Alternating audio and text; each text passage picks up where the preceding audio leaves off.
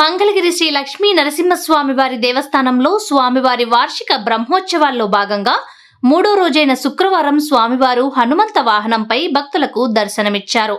తొలుత అర్చక స్వాములు స్వామివారి ఉత్సవ మూర్తులను వాహనంపై అధిష్ఠింపచేసి రంగురంగుల పూలమాలలు, విద్యుత్ దీపాలతో శోభాయమానంగా అలంకరించారు. విద్యుత్ కాంతుల మధ్య పెండ్లి కుమారుడైన నరసింహుడు దేదీప్యమానంగా వెలుగొందుతూ భక్తులకు దర్శనం ఇచ్చారు. దేవస్థానం ప్రధాన అర్చకులు దివి అనంత పద్మనాభాచార్యులు, మాల్యవంతం శ్రీనివాస దీక్షితులు, అర్చక బృందం పూజలు నిర్వహించారు. ఉత్సవ విశిష్టతను శ్రీనివాస దీక్షితులు వివరించారు. భక్తి తత్వాన్ని ప్రపంచానికి అందించిన భక్తాగ్రేశ్వరుడు హనుమంతుడని, అందుకే స్వామివారు హనుమంతుణ్ణి వాహనంగా ఎంచుకున్నారన్నారు.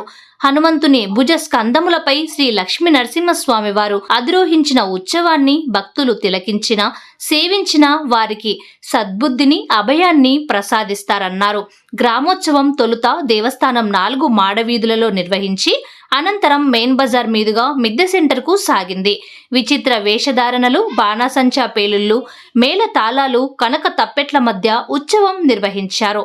ఆయా సెంటర్లలో భక్తులు పెద్ద సంఖ్యలో హాజరై స్వామివార్లను దర్శించుకుని టెంకాయలు కొట్టి కర్పూర నీరాజనాలు సమర్పించారు. ఉత్సవానికి పెదపాలెంకు చెందిన వాసిరెడ్డి మల్లేశ్వరరావు కైంకర్యపరులుగా వ్యవహరించారు. దేవస్థాన సహాయ కమిషనర్, కార్యనిర్వహణాధికారి అన్నపరెడ్డి రామకోటిరెడ్డి పర్యవేక్షించారు.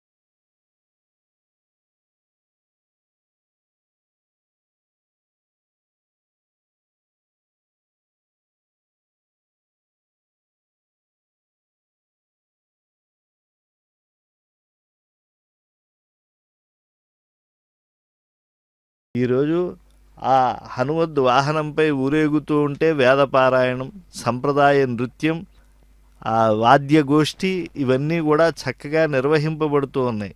దివ్య ప్రబంధానుసంధానాన్ని కూడా మనం చక్కగా విన్నాం.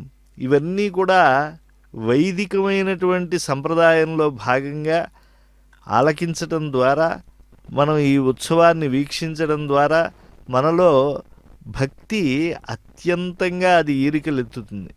ఆనందకర కర్పూర నీరాజనాలు వీక్షిస్తూ ఉన్నాం. రామచంద్ర ప్రభువుకి సమర్పించినటువంటి ఆ నీరాజనాన్ని వీక్షిస్తే మన యజ్ఞములు, మన దానములు, మన యొక్క హోమములు అన్నీ కూడా పరిపూర్ణమవుతాయి. ఋతవస్సాగర అద్వీపాహ వేదా లోకాదిశశ్చతే మంగళాని మహాబాహో దిశంతు తవ సర్వదా అని ఆ రోజు ఆ తల్లి చెప్పినట్లుగా, ఆ తల్లికి బిడ్డగా రాముడు పొందినట్లుగా మనం భావించాలి. అలాగే ఆంజనేయ స్వామి వారి యొక్క యుక్తాయుక్త విచక్షణం కూడా మనం గ్రహించాలి. ఆ లంకిని ఎదురుపడినప్పుడు స్త్రీచేతి మన్యమానేన నాతిక్రోధ స్వయంకృత సాతుతేన ప్రహారేణ విహలాంగీ నిశాచరి. ఒక్క హనుమంతుడు ఏదో స్త్రీమూర్తి కదా, అడ్డుపడింది రాక్షసి, ఏం చేయగలము అని చెప్పి చాలా మెల్లిగానే కొట్టాడు ఆయన. వెంటనే అంత లంకిని త్రాయస్వ హరిసత్తమా, రక్షించవయ్యా ఓ వానరవీరా అని చెప్పి వెంటనే ఆయనకు శరణాగతి చేసింది. లంకిణి ప్రాణలంఘన ఆయడ లంకిని గొట్టి ఘాతతో లంక కాలిచి గక్కన లంకిని చంపి అన్నాడు అన్నమాచార్యులు వారు. అంటే లంకిణిని కొట్టడము, లంకా దహనం చేయటము, ఇవన్నీ లంకా నగరానికి ఉండేటువంటి ఆదిభౌతికమైనటువంటి వైభవాన్నంతా కూడా కించపరచడమే. రామబంటుగా, రామకార్య నిర్వహణ దక్షుడిగా ఆంజనేయ స్వామి వారు చూపించినటువంటి బలపరాక్రమాదులనే కాదు, ఆ నిశితమైనటువంటి బుద్ధి సంస్కారాన్ని కూడా మనం ఎప్పుడూ కూడా గుర్తించాలి. అసలు సీతమ్మ వారి దగ్గరికి వెళ్ళి ఆయన అంగుళీయక ప్రదానం చేసినప్పుడు సీతమ్మ వారి యొక్క దుఃఖానంతా కూడా ఆయన తొలగించాడు. జీర్ణమైనటువంటి నావ ఎలా అయితే సముద్రంలో మునిగిపోవటానికి సిద్ధంగా ఉంటుందో అలా అమ్మవారు శోక వారాశిలో మునిగిపోతూ ఉన్నది. చక్కగా ఆ అమ్మవారికి ఆయన తను విశ్వాసం కల్పించాడు. వానరోహం మహాభాగే దూతో రామస్య ధీమత రామనామాంకితం చేదం పశ్యదేవి అంగుళీయకం. అమ్మవారు ఆంజనేయ స్వామి వారు నమ్మకం కలిగించినటువంటి ఆంజనేయ స్వామి వారి చేతిలోంచి పుచ్చుకుంది ఆ అంగుళీయకాన్ని. మహానానంద భరితురాలైపోయింది ఆ తల్లి. లోకానికే ఆనందాన్ని ఇచ్చేటువంటి ఆ సీతామహాలక్ష్మికి ఆనందాన్ని కల్పించినటువంటి వాడు ఆంజనేయ స్వామి వారు. ఉద్దవిడి లంకచొచ్చి ఉంగరము సీతకిచ్చి వల్లనే రాముల ముద్దుటుంగరము సీతకిచ్చే జలనిధి దాటి లంక సాధించి జొచ్చి సీతకు అలర ఉంగరమిచ్చి అతి సాహసమునా అని అన్నమయ్య కీర్తనల్లో అభివర్ణించాడు. ఎంతో సాహసంతో సాగరం దాటడం ఒక ఎత్తు అయితే, ఎంత ఒద్దికగా సీతమ్మ వారికి ఆ ఉంగరాన్ని ఇచ్చాడు. ఆ ఇచ్చినప్పుడు ఆయన మాట్లాడినటువంటి ఆ మాటలకు మురిసిపోయింది అమ్మవారు. అటువంటి సమయంలో అమ్మ ప్రతి అంగుళీయకాన్ని నువ్వు కూడా ఇవ్వాలి, అంగుళీయకానికి ప్రతిగా నువ్వు కూడా ఏదో ఒకటి ఇవ్వాలి అంటే ఆమె ఔదల ధరించినటువంటి, అంటే ఉత్తమాంగమైనటువంటి శిరస్సుపై పెట్టుకున్న శిరోమణిని ఆంజనేయ స్వామి వారిని నమ్మి ఆయన చేతిలో పెట్టేసింది.